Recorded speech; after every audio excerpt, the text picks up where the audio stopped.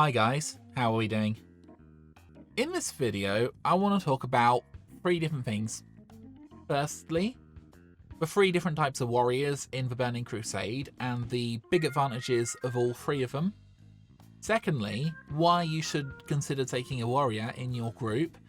And lastly, what kind of warrior should you choose?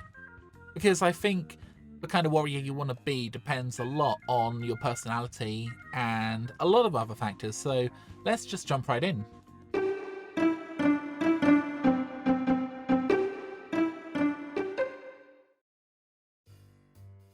So guys, let's just have a little bit of an overview of the three kinds of warriors, because I guess we all remember what they were: the Arms Warrior, the Fury Warrior, and the Protection Warrior.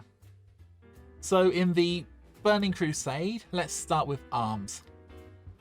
Arms Warriors are single target or single weapon warriors who will use a big massive weapon and they'll basically smack the enemy and do as much damage as possible.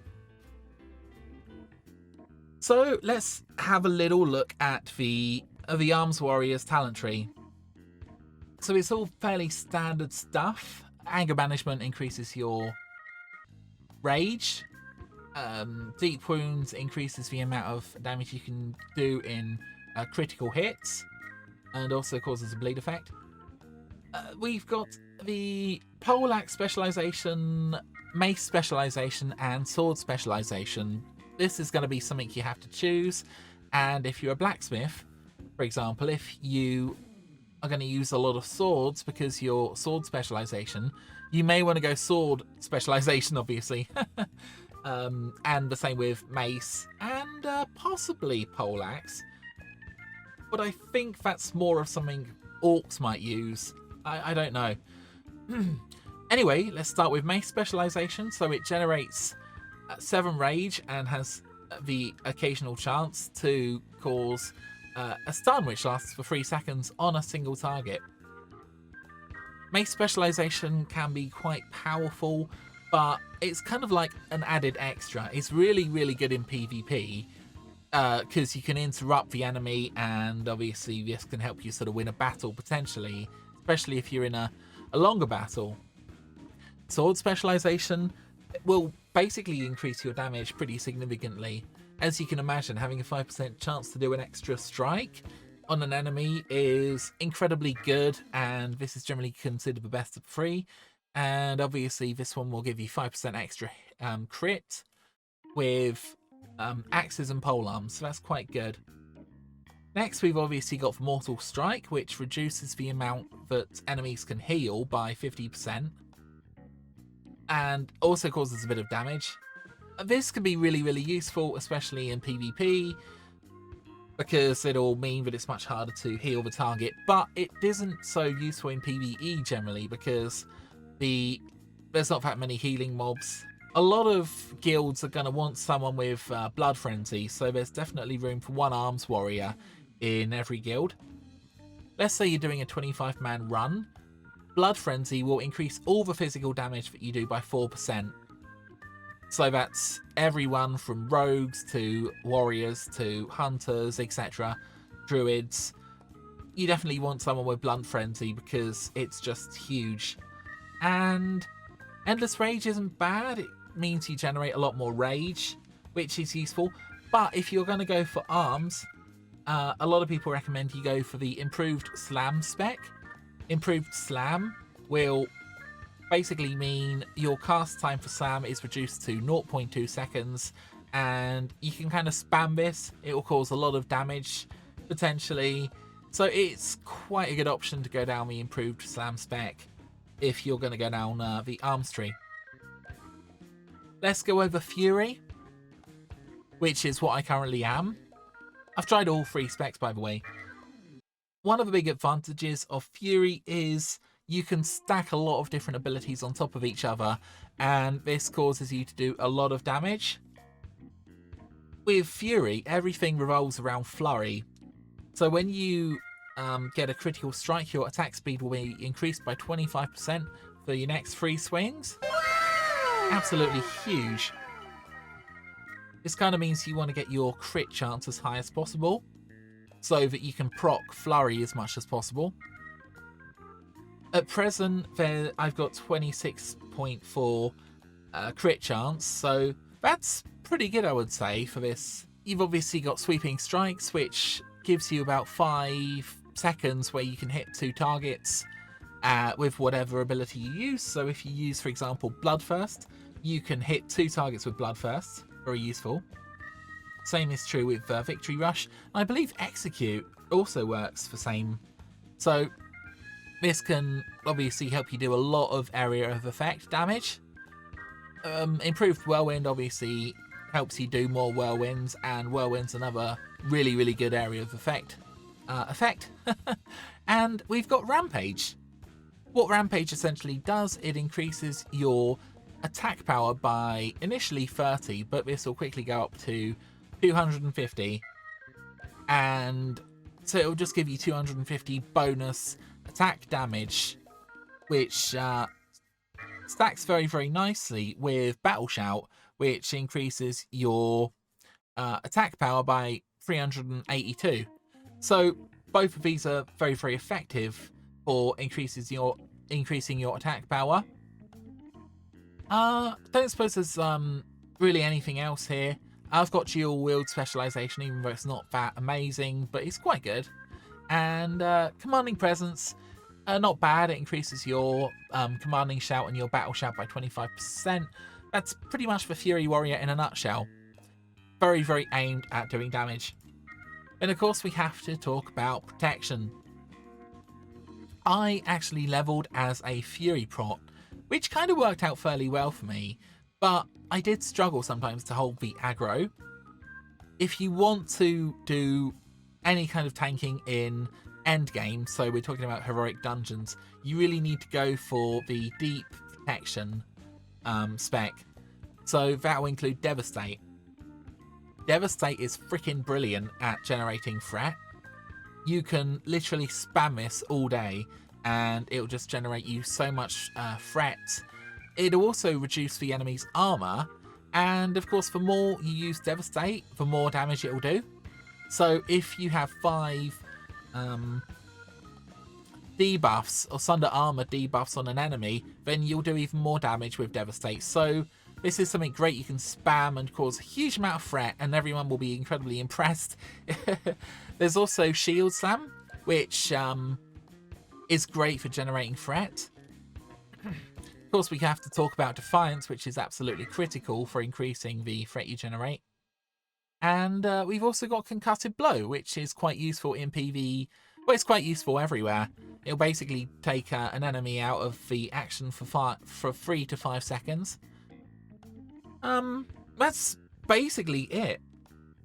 What I would say is there are 2 scenarios, okay? Scenario 1, loads of enemies rush at you and you want to tank them all.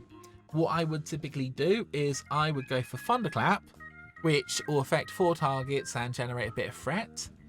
I would then use something like Demoralizing Shout and Commanding Shout, which give you a little bit of threat over an area. And then I would sort of single target different enemies, and I would use 1 Devastate on, say, if you've got 3 targets attacking you, you can put 1 Devastate on each of those 3 enemies, and they'll continue to attack you. Obviously focus on the skull target, which you should always mark up. Always, always, always. And, yeah, I think that's mostly it for protection. The other thing I really like is Focused Rage, which reduces your offensive abilities rage cost by 1. This actually makes a huge difference, and I would say if you're killing ordinary mobs in the world, then with Focused Raged, you can actually do fairly decent damage, and of course you've got the benefit of having a bit of extra armor from the other talents. The other cool thing about protection is Last Stand, obviously. Last Stand will basically increase your maximum health by 30%, so if you've got a sort of OMG moment, then you can use Last Stand and this will protect you. There isn't really much else. I will say that improved Sunder Armor does work with Devastate as well, so that's good to know. The only other talent I want to go over very quickly is improved Thunderclap. which reduces the enemy's attack speed by 20% up to 4 targets, though I believe you can use this twice. So if you've got 8 targets, I think you can use this as much as you want. Though don't quote me on that, but I think that's the case. So let's say 4 targets attack you, or, 5 targets, why not? Now, a hunter might be able to use Ice Block to take one of the enemies out, effectively, which is quite useful on Heroic.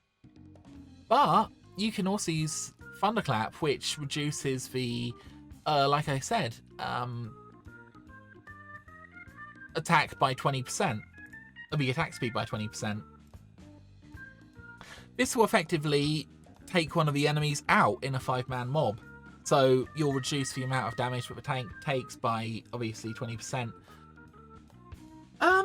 Yeah, there wasn't much else. Okay, let's move on to the second part, which is why you should take a warrior with you into battle. Warriors are generally really awesome, but they are very gear dependent. So if the warrior Fury, a Fury warrior you take with you isn't causing much damage, or the Arms Warrior, then I wouldn't be too harsh on them, to be honest, because it's the fault of their armor. Remember, we're still near the beginning of the expansion, and a lot of people don't really have the decent armor yet, so... And they may not have decent weapons. I was actually very fortunate to get one weapon through blacksmithing and one weapon just, well, through Karazhan. So, yeah, 2 very good weapons here. And I've got pretty decent armor now, so I'm actually doing very, very decent damage. But yeah, warriors might struggle a little bit until they actually get going, so it's very kind if you give them a break, I guess. It's the same for every class. If your armor sucks, then you're not going to do particularly much damage. But anyway, I will say that the 3 tanks in the game, the druid tank, the paladin tank, and the warrior tank, are all equally good. But some warriors may do the same thing that I did and may go for Fury propped. Oh, you can't really do this on high-end content, and most warriors won't even try because you just need that deep prop just to hold the aggro. Quite often if you see a warrior who can't hold aggro, they probably don't have Devastate, or they might not be using it properly. So I guess just bear that in mind, really. Yeah, so what should you play? Well, that's entirely up to you, but broadly speaking, if you want to be a tank most of the time, I would go protection. If you want to do the most damage, then I would go down the Fury tree. If you want to basically have the best utility and be pretty good in PvP, I would go for arms. So those are the 3 choices, and you've really got to make one. I would always look up on Google what the best talents are. So for example, I've gone for a fairly standard Fury Warrior build, which goes all the way down to Rampage and also has Anger Management and Impale. And you can like change this slightly if you want to, obviously personal taste, but I would stick to, the best talents anyway. There isn't particularly much else. All I would say is if you're not particularly happy with your warrior, maybe you're not outputting enough damage, it could just be because you don't currently have enough gear. But over time, later in the expansion, you will get the gear. You'll become far more powerful, so stick with it or choose a different class to level or do whatever you want, really. But yeah. Thank you for listening, guys. That's everything. I will speak to you soon. Hope you enjoyed the video. Do let me know what you thought, and goodbye. Oh, also like and subscribe if you want to.